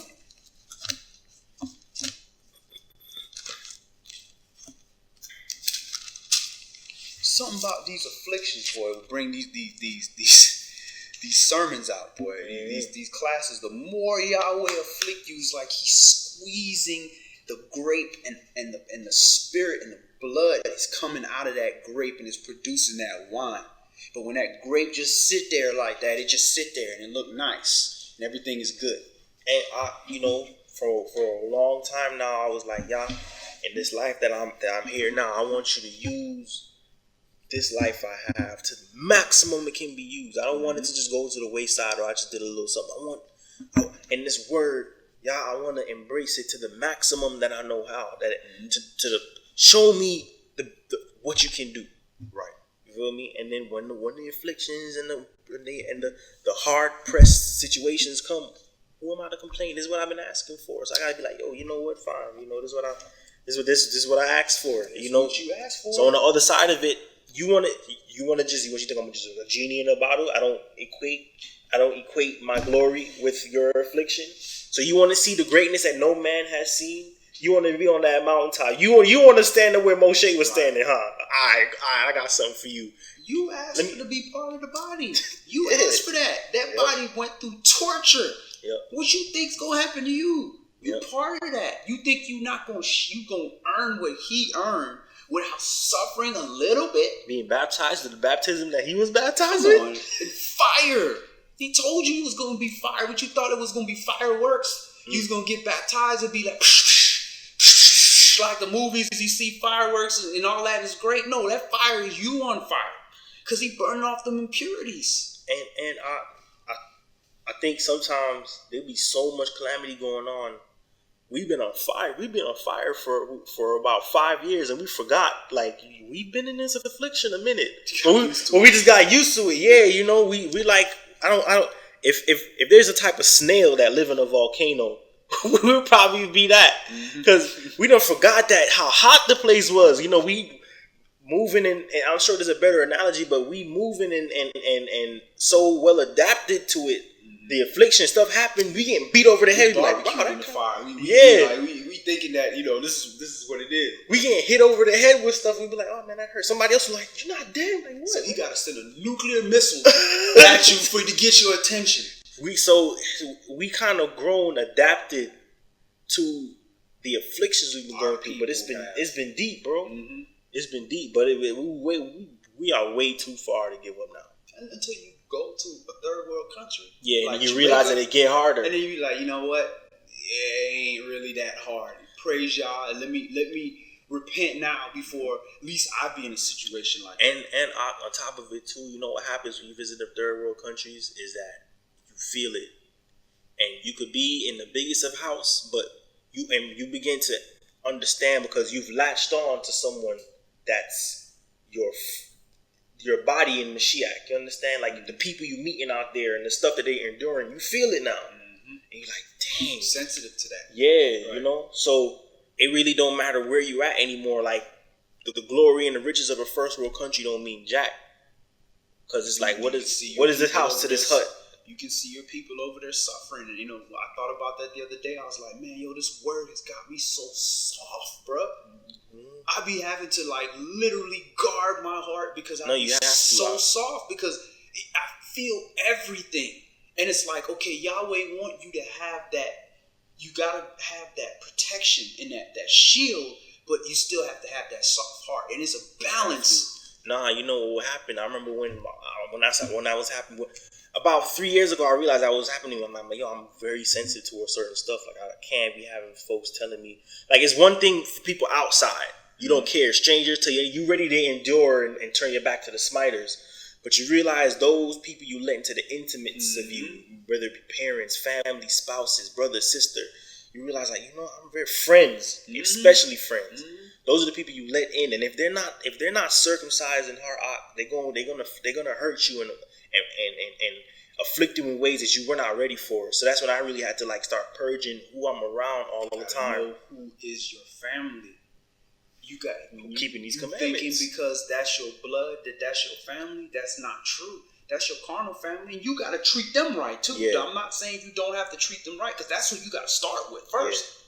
But at the end of the day, they will cut you to the core. Yeah. Because they're not walking according to the same rules. You don't think that way. You think like, I would never do that. Exactly. I would never break this covenant. Ain't no bounds. I would never kick you when you down. I would never let you down. I would never accuse you. I would never blaspheme you. I would never do these things. It's not even in my thought process. And then they do it to you like, are you kidding me? The same person that's sitting next to me, reading the same word, doing the same thing, same person that taught me, the same person that I would die for.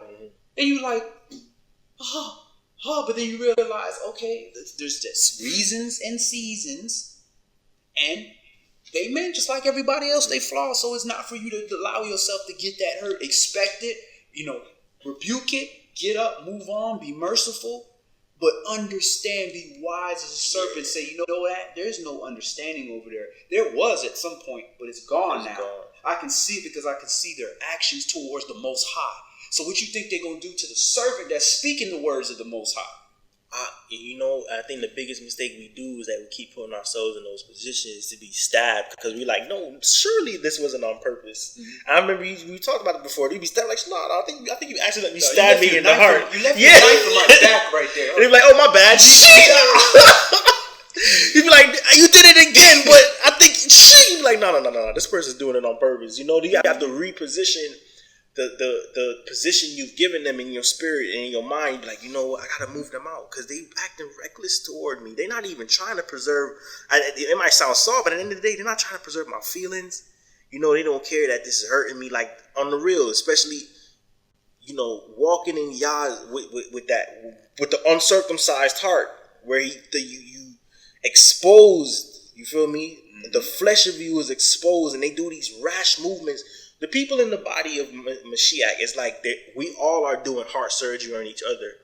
And the person that you let in, you don't want nobody with these shaky hands or, they just rash. Be like, somebody's on the phone. They're not even trying to hurt you, but it's just... Their movements is not... Yeah, they're not tailored. Yeah. They're not temperate. Like, you know what? You be like, nah, you know what? You're not ready for this mature... this mature walk yet. Once you get some refinement with you, then I can allow you in. You might not be doing heart surgery, but you'll be close because you obviously do not know how. And I can't be. It's like a snail and you touching their eye. Collateral damage that you're giving me. Nah. When you in a room full of people that's trying to kill you, be wise as a serpent, harmless as a dove. That don't mean you go kill the people that's trying to kill you. You make sure you walk with your back not facing them. You walk backwards out of that room, be smart as a serpent, slowly, and you exit the building. Yeah. You don't turn your back to them because they gonna stab you in your back. They gonna hit you in the back of the head. And you don't turn too fast because, just like a dog. As soon as you start running, it's chasing you. But if you just slowly close the door. And be wise as a serpent, harmless as a dove. You know that they've shown you who they are. But the balance is, don't assume that that's how they're going to be tomorrow. Correct. That's now you judging them. Correct. You try the spirit by the spirit, but once you've seen that spirit of the adversary, that ain't your family no more. True. Pray for your enemies. Luke is chapter 21, and let's hear the conclusion. And let's start at let's start at verse 1. And he looked up and saw the rich men casting their gifts into the treasury. And he saw also a certain poor widow casting in there 2 mites. And he said, Of a truth I say unto you, that this poor widow has cast in more than they all. Because she gave everything she had. That's all she had. You had $1 million and you gave $1,000 away. And they're like, oh my God, that was great. But then this person got $50 and gave you $45 and they hungry. That's more they have. And that's what you better keep in mind when you doing all these good works and you got all this good understanding. And you see this little dude, all he did was show up on the Shabbat. That was the best he had. And you judging that dude.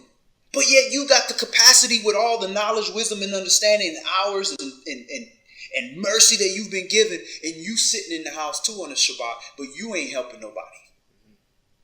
That's the same principle there. It ain't got to be just putting tithes in a pot. What are you doing with your spirit, your talents? Go ahead. Verse 4.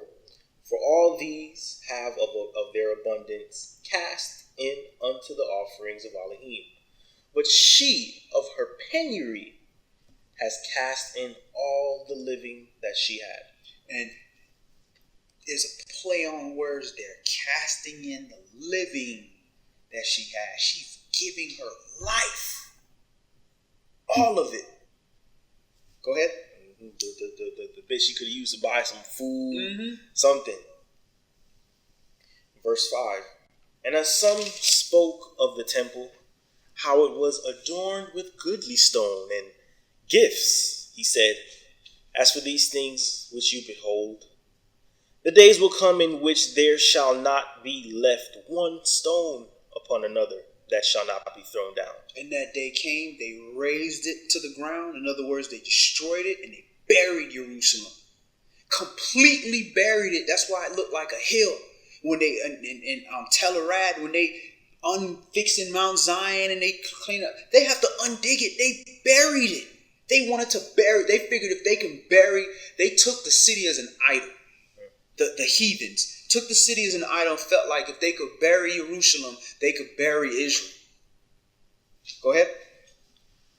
And they asked him, saying, you can see the plan of the adversary. I don't want any trace of Yahweh in my like as if it never existed. Cut them off from existence. So he put it in the minds of the heathens. You disintegrate this place, cover it. I don't want any traces of Yahweh anywhere around my abode, where Satan's throne is. And that was a judgment against us, for us to see. You see, that's what happened to you. You are buried. Are you going to take up life from the dead? Go ahead. And they asked him, saying, Master, but when shall these things be? And what sign will there be when these things shall come to pass? And he said, Take heed that you be not deceived, for many shall come in my name, saying, I am the Mashiach, and the time draws near. Go you not therefore after them. But when you shall hear of wars and commotions, be not terrified, for these things must first come to pass, but the end is not yet, is not by and by. Then said he unto them, Nation shall rise against nation, and kingdom against kingdom, and great earthquakes shall be in diverse places, and famines, and pestilences, and fearful sights. And great signs shall there be from heaven. But before all these, they shall lay their hands on you and persecute you, delivering you up to the synagogues and into prisons, being brought before kings and rulers for my name's sake. For his name's sake. If you being brought up for all these things for your own name's sake, because you trying to make a name for yourself, or you doing wickedness, that's not the same thing. You being brought up for his name's sake, when you are doing righteousness, when you are following the spirit of this law and the letter of this law, and you're being persecuted for doing the right thing. We have to always keep that in mind. Go ahead. And it shall turn to you for a testimony. Settle it therefore in your hearts not to meditate before what you shall answer. For I will give you a mouth and wisdom which all your adversaries shall not be able to gainsay nor resist. That's another wait. You got to wait. I had that problem. I'm like a lawyer. I be having the whole case waiting for you, the whole dissertation of how I'm going to chop you into pieces for coming against me. Mm-hmm. And I had to learn that, okay, yeah, you might have won that battle, but you're losing the war. Mm-hmm. Because you used your mind, you used your understanding. Sometimes you got to say, you know what? It's going to be what it's going to be. I trust Yah. I know I'm analyzing my steps of what I'm supposed to do. And when the time comes, I'm going to deal with it. In that hour, it will be given unto you. Didn't say in that minute, in that hour. So if it say in that hour, you need to at least wait an hour before you deal with something. At least that. Go ahead. They should not be able to gainsay nor resist. And bro, that part about we shall be brought before synagogues and rulers for his name's sake. You know, I think there was a moment that put a lot of timidity in me when I realized that there were people that held Yah's commandments but did not fear the Mashiach, or did not, reverence his sacrifice, did not confess Mashiach being the master, Mm-hmm. And over time, I began to realize is that that's what he wants. He wants for us to represent him in the face of people saying, that's an idol. He's an idol. Mm-hmm. He's not. No. He taught this law. You an idol. You made yourself an idol. He taught this law. Because they are not keeping the law. And if you don't like the Mashiach, then put my name right on there. You don't like me either. You feel me? Because I'm on his team. And even if he said I'm not on his team, I'm at his door knocking like, Mashiach, let me in, please. Drawing that line in the sand. Yeah. Bro, that is literally the line in the sand, the Mashiach. Point blank, because he's the word. Mm-hmm. The whole reason was like, okay, y'all carnal people. Y'all ain't understanding this word. I'm going to send it in flesh so you can see how to walk. You going to disregard that? Mm-hmm.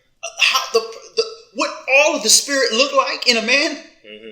The spirit stayed with him. The spirit might show up every now and then with us. Mm-hmm. For a little bit, be like, man, this dude is filthy. I couldn't hold my breath that long. I'm out of here. Shoo, let me go mess with his brother for a little bit. Yeah. But the spirit stayed with this dude. That's why when he got baptized, that's when he said, this is my son in whom I'm well pleased. Because that's when the spirit entered and stayed with him.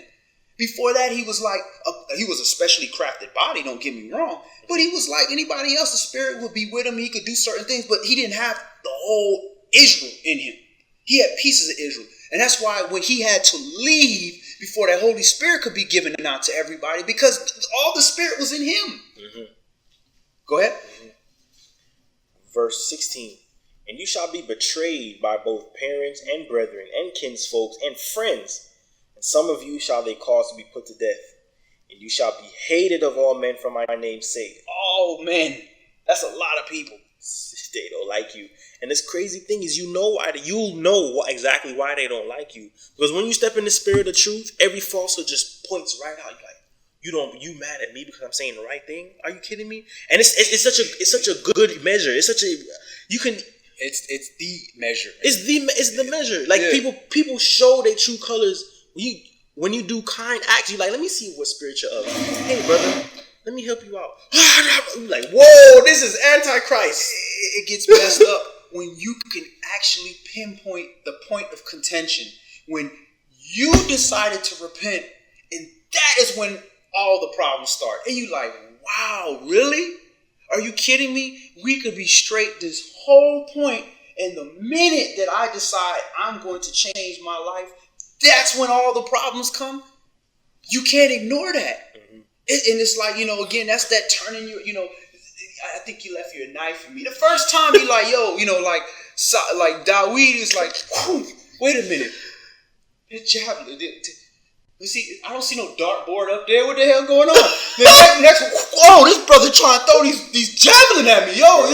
Let me walk out this back door really slowly. You can't. You could be a fool and be like, nah, he's not trying to kill me. And then be the one with a javelin stuck up in you. Be harmless. Be as wise as serpents, but harmless as doves. Probably need to do a class on that. Yeah, we have to realize the nature of the world that we live in. They worshiping the beast, man. They don't like you. They don't like you. Just their carnal nature doesn't like you. Verse 17, and you shall be hated of all men for my name's sake. 18, but there shall not a hair of your head perish. In your patience possess you your souls. All right. We'll stop right there. In your patience possess you your soul. So let's see what that Greek word was that was translated to patience. It's hupomone. Hupomone, which is the Strong's number, is G5281. Hupomone, spelled Hupomone, from G5278. Cheerful or hopeful endurance, constancy, enduring, patience, patient, continuance, waiting. So in your enduring of all this is where you possess your souls. Now pair that with waiting, Yahal, the Hebrew word, patient hope. So you're enduring while you're patiently waiting, tarrying, and trusting. All these are in the definitions. Trusting Yah. That's how you patiently wait on Yah. It's not an easy process. It's difficult. Just like when you skin your knee and they putting the alcohol on it. You got to sit there with that pain while they putting that on there. But it's good for you. It's going to cleanse the wound.